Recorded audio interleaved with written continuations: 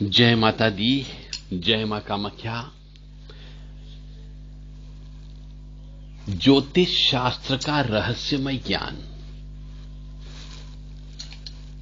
यह ज्ञान आपकी बुद्धि का विकास के लिए दिया जाता है ताकि आपको कष्ट कम से कम आए। देव राधा ट्रस्ट सत्यवाणी चैनल का यह उद्देश्य है कि मनुष्य जो आज कलयुग में कष्ट ज्यादा भोग रहे हैं वो कष्ट न सहे। इसके उपाय समय समय पर आपको बताए जाते हैं।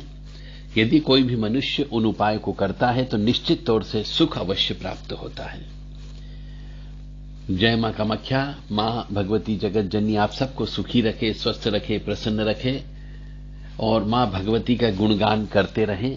घर के अंदर मां भगवती के नाम से घी का दीपक लगाते रहें, सुबह शाम दोनों समय पे। और कोई भी मंत्र जो गुरु से प्राप्त हो उसकी 5 माला रोजाना जप करना चाहिए। जय माता दी।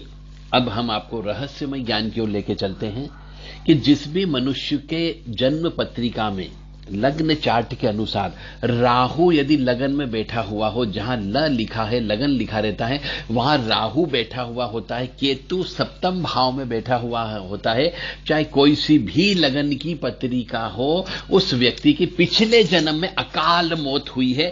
इसलिए वह व्यक्ति इस जन्म में तड़प तड़प करके कष्ट भोगता है। इन्हें राहु जिसका भी लगन में होता है उस मनुष्य को जीवन में तरह तरह के कष्ट की प्राप्ति होती है।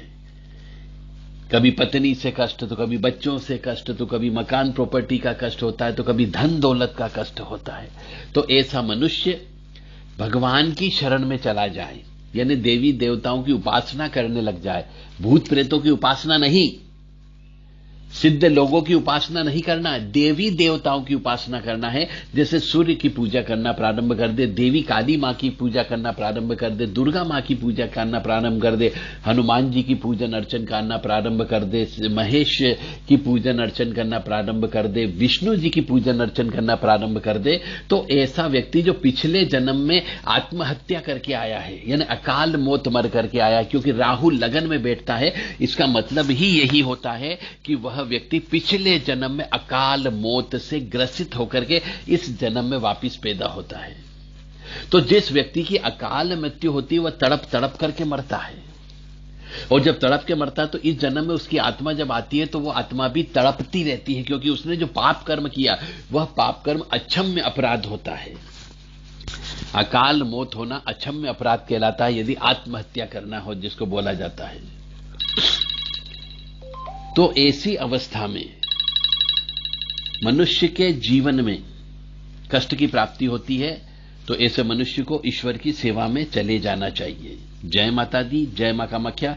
किसी भी मनुष्य का यदि राहु लगन में बैठा हुआ हो, केतु सप्तम में बैठा हुआ हो, तो ऐसा मनुष्य देव राधा ट्रस्ट से संपर्क कर सकता है। उसको उचित उपाय बताए जा सकते हैं ताकि उसके जीवन में कष्ट की प्राप्ति कम से कम हो। जय माता दी।